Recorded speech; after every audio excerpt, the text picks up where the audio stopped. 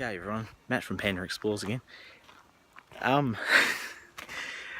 As the last two videos have probably shown you, I've been finding places as I have been working today. It's the same day as the last two videos.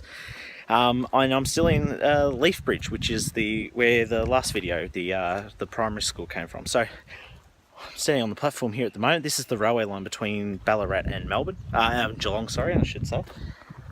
Still gets used, but mainly for freight these days and express trains. So these platforms and these stations don't actually or get used anymore. So they're basically very similar. They're all built around probably mid-1800s as well, like a lot of things in the area.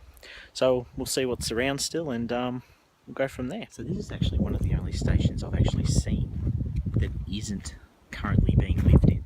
Most of them have been handed off and people now occupy them, which is a pretty good setup really. I mean, these were boarded up and that, but it looks like they still do a bit of maintenance and that to make sure everything's still looking pretty nice. But a lot of the railway stuff's still here, like I mean, they've still got platforms on the other side and that, and all the stations still here. I mean, the only thing that's not really being done too much is just weeding and all that, but all the lights are still here. The only thing that's been removed are basically like the telephone lines and some of the lights and the windows and that, to make sure that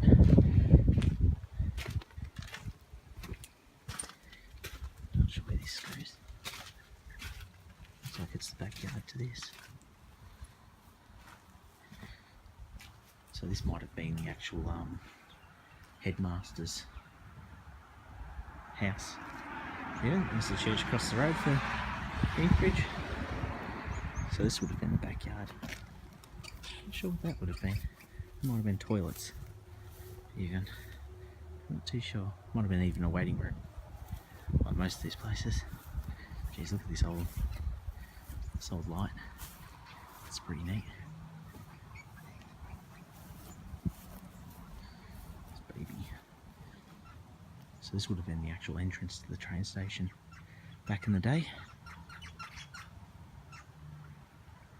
You can see the telephone lines and that, all the telegraph lines, as it would have been back in the day.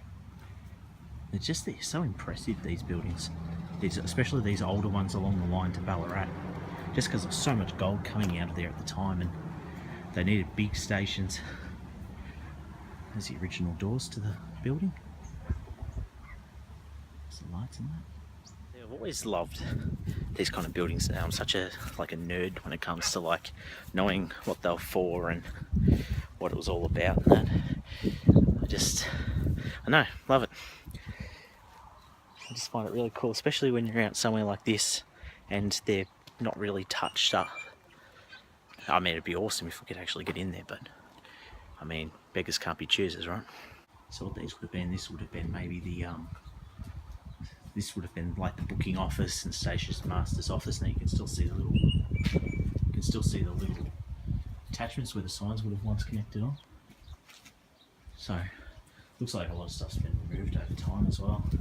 Like probably like where the timetables and that go, just because you can see like marks on the walls.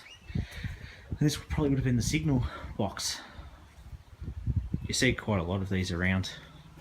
Don't know if you can see in there. It's pitch black, which does not help. So yeah, this would have been the signal office. You see these a lot still down closer to Geelong and that sort of thing, and Ballarat, where they stick out from the building so they can actually see what's coming down the line. Yeah, it's a shame you don't get a chance to actually see it, but it's still pretty neat though. Most of these are occupied either by businesses or homes. You can just see just the work in it. Like, I mean, look at the bow in the roof. Get that? I mean, just is awesome.